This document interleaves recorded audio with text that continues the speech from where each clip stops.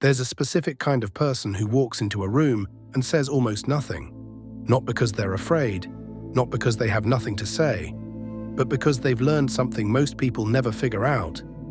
That silence can be more powerful than noise. This is about the psychology of people who don't talk much.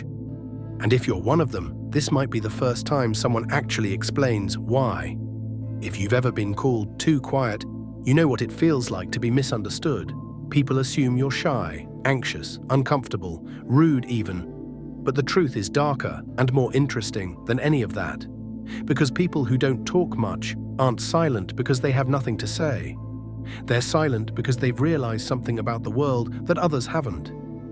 They've seen what happens when you speak too much, when you reveal too much, when you trust too easily. And so they choose something different. They choose observation over performance, depth over distraction, protection over connection. But here's the question nobody asks. What happens to someone who lives their entire life in their own head? If this resonated, share it with someone who needs to hear it. And if you're that person, leave a comment. Even if it's just one word, consider it practice. Most people who don't talk much didn't start out that way. They started out like everyone else, open, expressive, trusting. But somewhere along the way, something changed. Maybe they were punished for speaking. Maybe their emotions were dismissed. Maybe they learned that sharing meant being hurt. And so they adapted, not by shutting down completely, but by learning to live in two worlds. The outer world, where they performed just enough to get by, and the inner world, where everything real happened. This is what psychologists call selective silence. It's not shyness, it's not social anxiety, it's a conscious or semi-conscious decision to protect what's valuable by keeping it hidden. Because here's what quiet people understand. The more you say, the more you risk being misunderstood. The more you share, the more vulnerable you become. And if you've been burned before, silence starts to feel like safety. But here's where it gets complicated. Because silence isn't just protection, it's also a prison. If you've ever felt invisible in a crowd of people, keep watching. Because what comes next explains why quiet people often feel more alone when they're surrounded by others than when they're by themselves. People who don't talk much are often exceptionally good at reading others.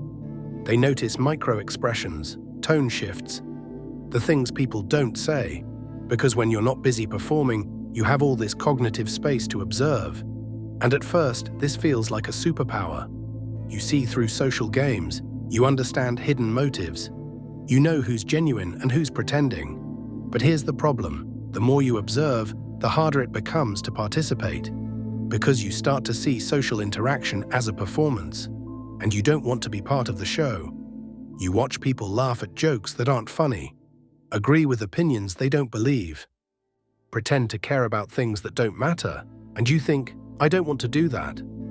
So you stay quiet, not because you're judging them, though sometimes you are, but because you can't unsee the artifice. You can't pretend the emperor is wearing clothes when you know he's naked. This is the buyer's observer's curse. The more clearly you see the world, the harder it is to engage with it authentically. And the longer you stay silent, the more the silence becomes who you are. But here's what nobody tells you about being the observer. Eventually, people stop trying to reach you, and that's when the real loneliness begins. When you don't talk much, something strange happens. People forget you're there, not literally, but emotionally.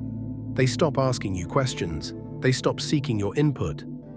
They start making assumptions about who you are based on your silence, and most of those assumptions are wrong. They think you're uninterested, aloof, maybe even arrogant.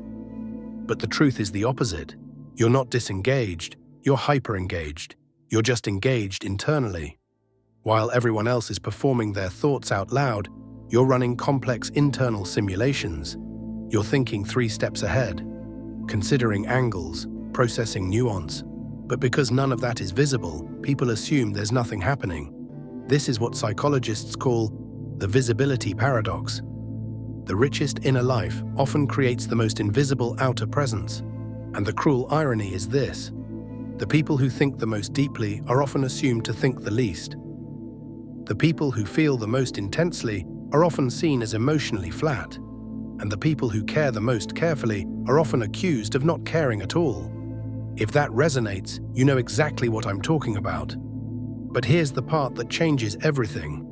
What if your silence isn't actually protection? What if it's a different kind of trap?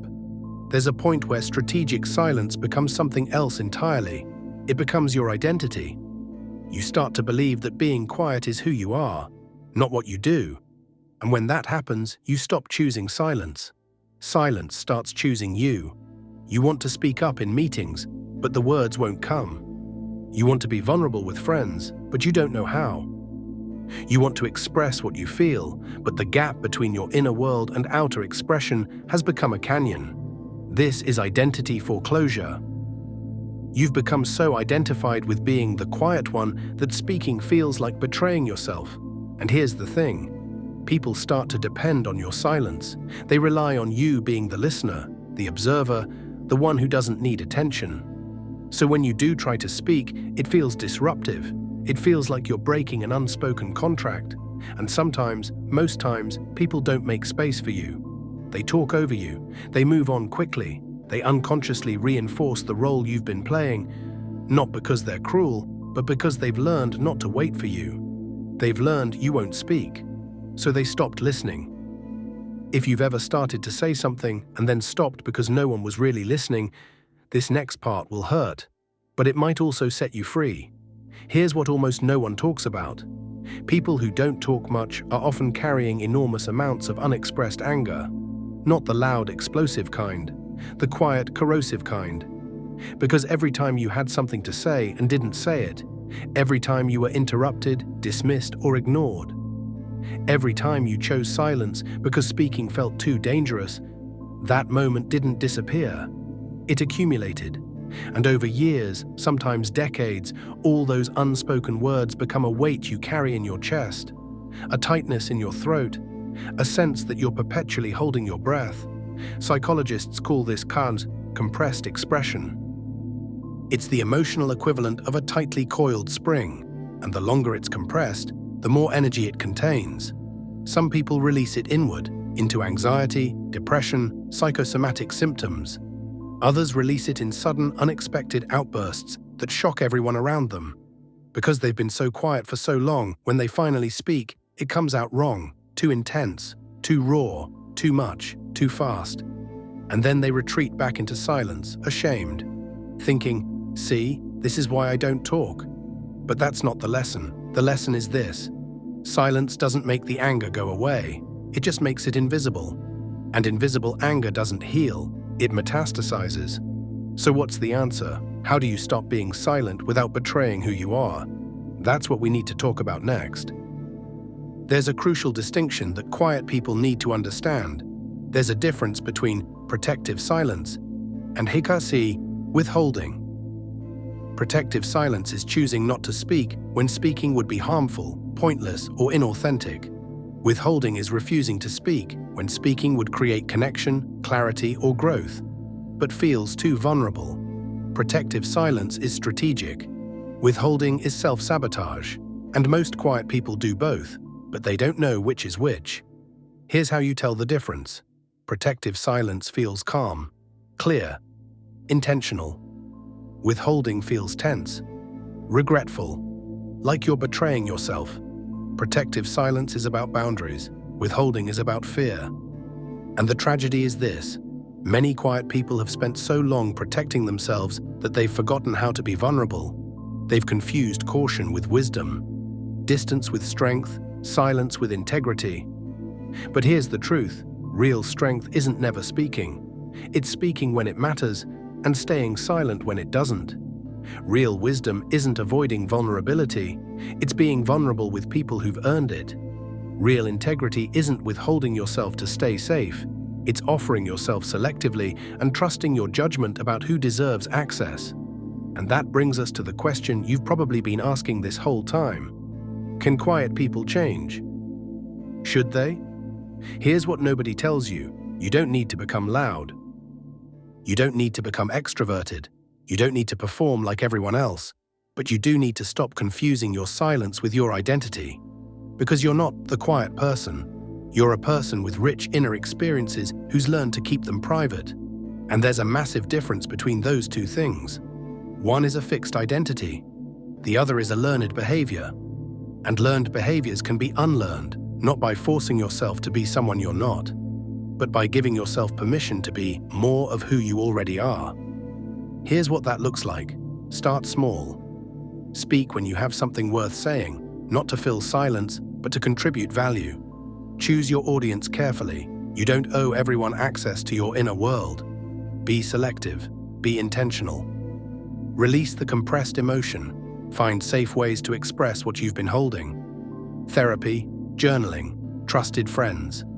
Physical movement. Stop waiting for perfect moments. They don't exist. You'll never feel completely ready. Speak anyway. Forgive yourself for past silence. Every moment you didn't speak made sense at the time. You were protecting yourself. That's not weakness, that's survival. But survival mode isn't meant to be permanent. And at some point, you have to decide, do you want to be safe or do you want to be known? Because you can't have both. Not fully. Here's the thing about people who don't talk much. They're not broken. They're not deficient. They're not too anything. They're people who've learned that the world isn't always safe for their inner life. And so they've built walls, high walls, thick walls, invisible walls. And those walls have protected them. But walls don't just keep danger out. They keep connection out too. And at some point, you have to ask yourself, what am I actually protecting anymore? Is it still worth it? Because the cost of perpetual silence isn't just loneliness, it's the slow, quiet disappearance of yourself. Not because you're gone, but because no one, including you, remembers who you were before you learned to be quiet. And maybe, just maybe, it's time to remember. If you don't talk much, this was for you. Not to change you, but to see you. Because the world needs people who think before they speak, who observe before they act, who feel deeply and move carefully. But the world also needs to hear from those people, not all the time. Not about everything, but when it matters, when you have something real to say. When silence would be a betrayal of your own truth, you don't have to be loud, you just have to be willing to be heard.